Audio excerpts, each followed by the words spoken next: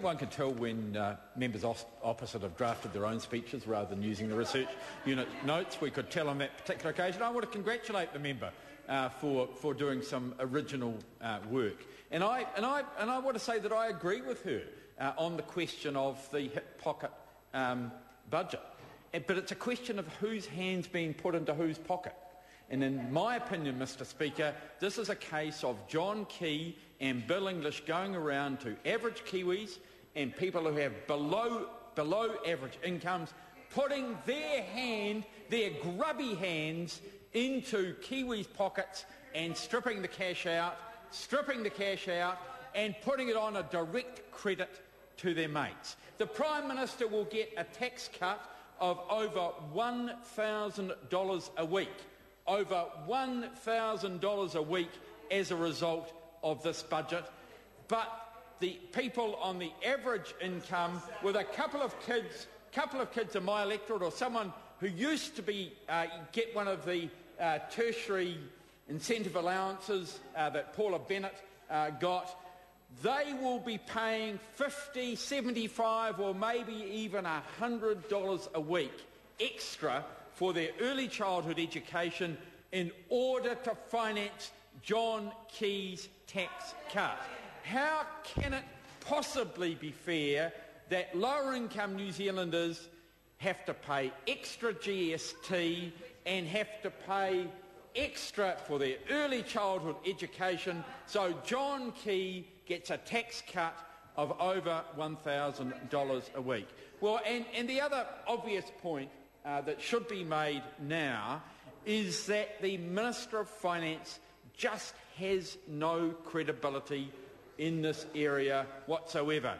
He talks about being a fiscal conservative, but how can he possibly do that when he has taken over $500,000 from the taxpayer by saying that he lived in Dipton when he doesn't? How can a Minister of Finance have any credibility anywhere around New Zealand or in the international capitals of the world when he makes a declaration that he lives in Dipton time and time again, when we all know that he lives in Wellington? He is an embarrassment. He is an embarrassment to members who have been Treasury Ministers, because he should know better than that. Mr. Speaker, the other thing that I think is embarrassed, I'll say it again, because I've been invited to repeat the comments by the former whip, by Nathan Guy. How can a Minister of Finance have any credibility at all when he has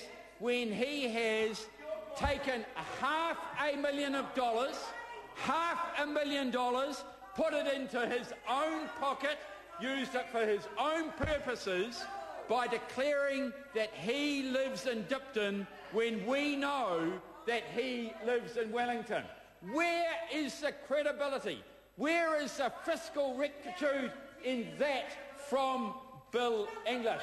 And the problem is that the whole budget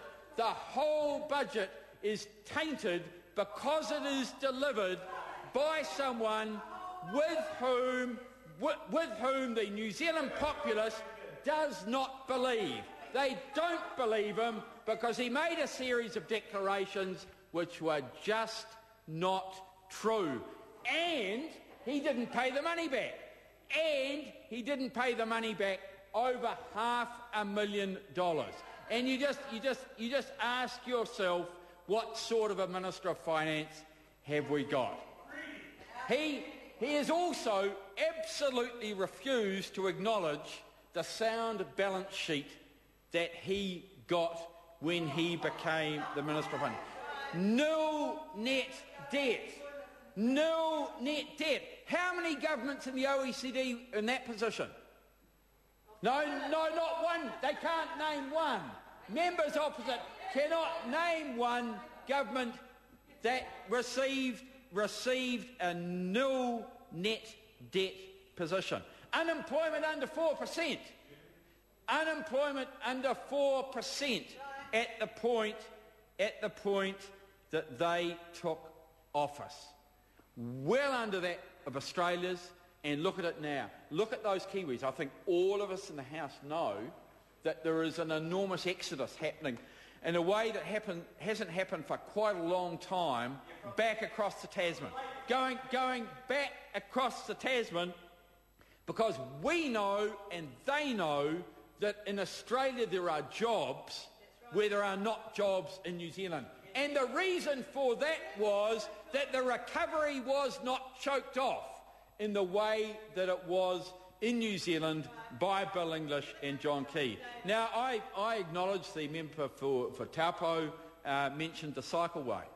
But what she didn't say is that there hasn't been a single kilometre built that was not going to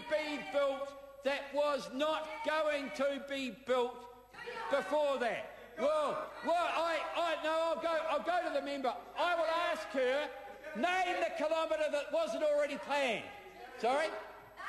Name the kilometre. Quickly, where you go?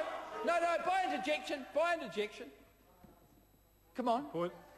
Point of order, Jackie Dean. The member has asked me to name a section of track which has been constructed that was not already thought of, and that section of cycle track is in Oamaru. Oh, kia ora, tātou. I just say to the member, that is not a point of order. A point of order is about the House. If the member wishes to respond by way of interjection, the member is perfectly entitled to. If the member wants to raise a point of that, the member waits until her speech. That is not a point of order. The Honourable Trevor Mallon. And just while we're doing the procedural thing, while we're doing the procedural education of the member, she could have asked me to yield and I would have. Because she's told us something we didn't know. There is a kilometre. There is 1 kilometre in Oamaru that has been built that wasn't already planned. And that was the grand plan of the government for jobs. And what about broadband? Tell me about Fibercore. Tell me about the Crown Fibre Corporation, and tell me about 1 inch of fibre. Tell me about 1 inch of fibre that has been laid as a result of the decisions that were taken 15 months ago. No, got this absolutely right. Got it in a briefing yesterday from them. Not a single dollar, not a single inch of broadband has been laid as a result of the government's intervention. Not one, not an inch, not a cent, not an arrangement has been made. And I want to say that as a result of that, the bright, shining star of Stephen Joyce is beginning to slip. He was the one who was going to do it. In fact, I had thought at one stage he was going to be the Minister of Finance. I thought John Key was going to do the right thing and to push him in. But I tell you what, with the progress that Stephen Joyce has made, I reckon Simon Power's the one. I think Simon Power is the one who, when finally they work out that Bill English is not up to the job, then Simon Power is the one who will get the job. I noticed that Nathan Guy wants to tell us about Richard Worth and the reason that he got into cabinet. Does he want to tell us more about Richard Worth and the reason that Nathan Guy got into cabinet? He's not in cabinet. Sorry, I thought they had a talent-based ministry, but then I looked at Pansy Wong. I thought they had a talent-based ministry, and then I looked at Pansy Wong. And I want to say to Aaron Gilmore, I agree with him. I agree with him when he told that group in the Working Men's Club in Christchurch that he could do a better job than Anne Tolley. That's true. I agree with him. I absolutely agree with him. But I think Alan Peachy could do a better job still. Point of order, Aaron Gilmore. I did not say such a statement. I asked the member to withdraw and apologise. I would take offence at him saying that. Excuse me, that is not a point of order.